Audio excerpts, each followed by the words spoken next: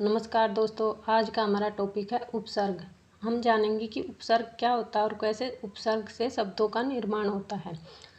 तो उपसर्ग और जो प्रत्यय, ये जो हमारे दोनों टॉपिक हैं ये आपस में जुड़े हुए होते हैं। उपसर्ग जो होते हैं वो शब्द के आगे लगते हैं और प्रत्यय जो होते हैं वो शब्द के पीछे जुड़ते हैं।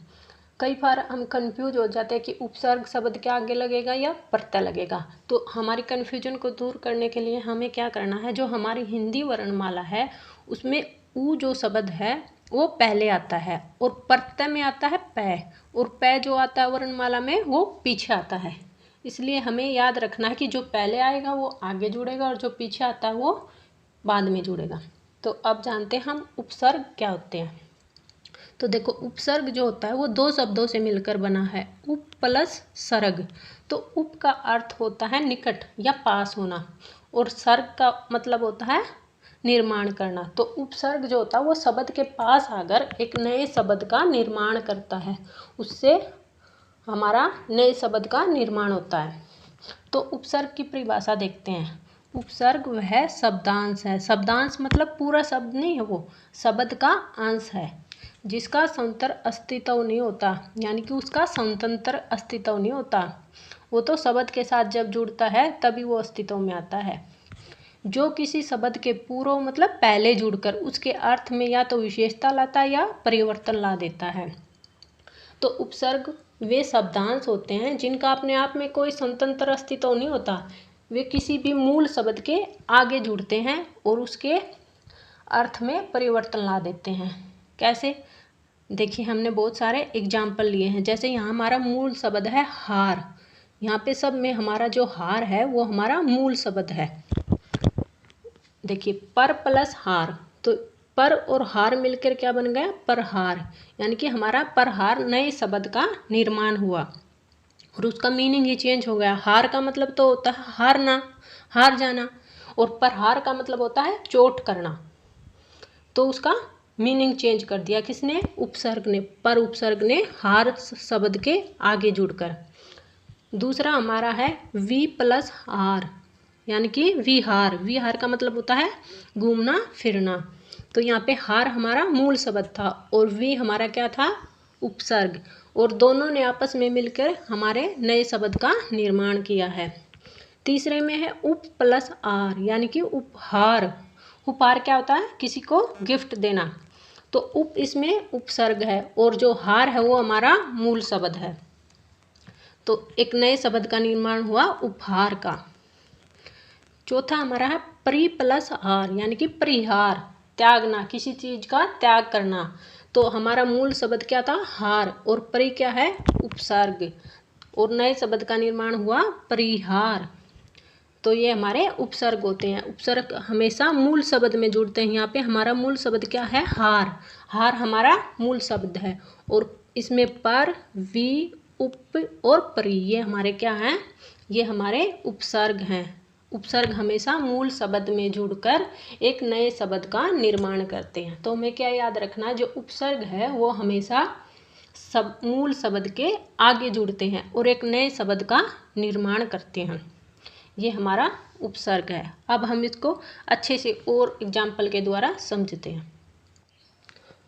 अब इसको एग्जाम्पल के द्वारा हम अच्छे से समझते हैं। जैसे पहला है हमारा आ उपसर्ग है, यहाँ पे आ हमारा उपसर्ग है और आ का मीनिंग होता है उल्टा या तक। तो आ से हमने क्या बनाया? आगमन और आजन्म। इसमें गमन हमारा मूल शब्द है और दूसरे में हमारा जन्म मूल शब्द है, और दोनों में आ क्या है? आ उपसर्ग है। दूसरा हमारा अप उपसर्ग है। अप का मतलब होता है बुरा या हीन। तो अप से हमने क्या बनाया? अपकार। इसमें कार जो है वो मूल शब्द है और अप उपसर्ग है। तीसरा हमारा है अनु। अनु ये काफ़ी बार एग्जाम में आता है। अनु का मतलब होता है पीछे। तो हमने अनु से अनुज, अनुचर और अनुगामी ये 3 शब्द बनाए। इनमें तीनों में अनु उपसर्ग है। चौथा भी हमारा काफ़ी इम्पोर्टेंट है, ये है अति। अति का मतलब होता है अधिक। तो अति से हमने 2 शब्द क्या क्या बनाए? अत्यंत, अति उत्तम। तो देखो, इसमें अति तो हमें कहीं दिखाई ही नहीं दे रहा, तो इसके लिए हमें थोड़ा संधि का ज्ञान होना चाहिए, क्योंकि अत्यंत जो होता है वो अति प्लस अंत से मिलकर बनता है, अति प्लस अंत, तो इसमें अति उपसर्ग है। ऐसे ही अति उत्तम जो हमारा अति प्लस उत्तम से मिलकर बनता है, इसलिए इन दोनों में अति उपसर्ग होगा, ये हमें ध्यान रखना है। नेक्स्ट हमारा 5 है ए का मतलब होता है निषेध के रूप में यूज होता है, ये मतलब नहीं, जैसे ए पठित, ए दे, ए जन्म, तो ये हमारे ऐसे काफ़ी सारे शब्द बनते हैं। अगला हमारा है औ का मतलब होता है बुरा या नीचे भी होता है। तो इससे हमने कौन कौन से शब्द बनाए हैं, अवगुण, अवनति, अवगुण। देखो अव का मतलब था बुरा और अवगुण, इसका मीनिंग ये चेंज हो गया, अवनति, अवनति, ये भी अ उपसर्ग से मिलकर बना है। अगला हमारा है उत उपसर्ग। उत से हमारा उत्कर्ष और उन्नति। देखो उन्नति में भी हमें उत कहीं दिखाई नहीं दे रहा, तो इसका भी हमें संधि विच्छेद करेंगे तब हमें पता चलेगा कि इसमें उत उपसर्ग है, क्योंकि उत प्लस नति ये इसका संधि विच्छेद होता है और इसमें उत उपसर्ग होता है। तो कुछ और एग्जाम्पल देखते हैं। इसमें देखिए हमारा पहले में कम उपसर्ग है और कम से हमने क्या बनाया, कमजोर, कम कीमत। दूसरा हमारा खुश, खुश से हमने बनाया खुश दिल, खुश किस्मत। तीसरा हमारा है गैर, गैर से हमने बनाया गैर हाजिर और गैर सरकारी। ऐसे ही हमारा चौथा उपसर्ग है वो है ना उपसर्ग। ना से हमने क्या बनाया, नाराज, नापसंद, नालायक। और पांचवा हमारा जो उपसर्ग है वो बै उपसर्ग। बै से हमने क्या बनाया, बदस्तूर और बायलजाम। तो ये हमारे इन दोनों में क्या हमारा बै उपसर्ग। अगला हमारा बद, ये काफ़ी बार आता है एग्जाम में। बद से बदबू, बदनाम और बदसूरत, इन तीनों में क्या है, बै उपसर्ग का प्रयोग किया गया है। तो हमारा अगला उपसर्ग जो है बै और बा दोनों साथ में है, बै और बा।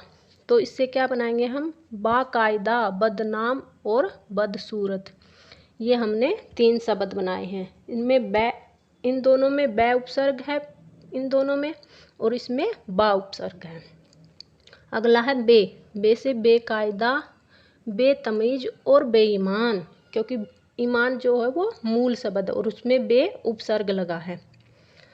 अगला हमारा है ला उपसर्ग।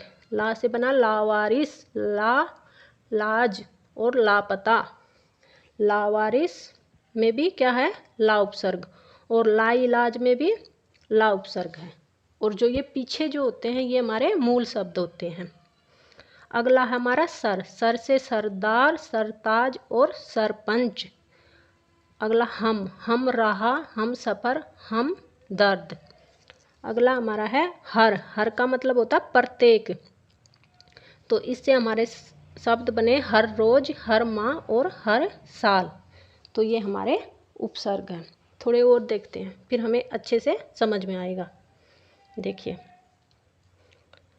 इसमें देखिए कुउपसर्ग है, और कुउपसर्ग से हमने क्या क्या शब्द बनाए, कुमार्ग, कुकर्म और कुप्रथा।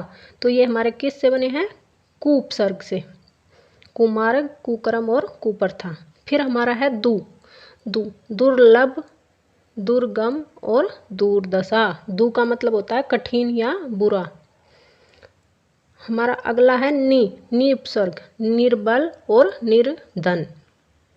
अगला है पर उपसर्ग से हमने जैसे पहले भी स्टार्टिंग में एग्जाम्पल बनाया था ना, पर विहार,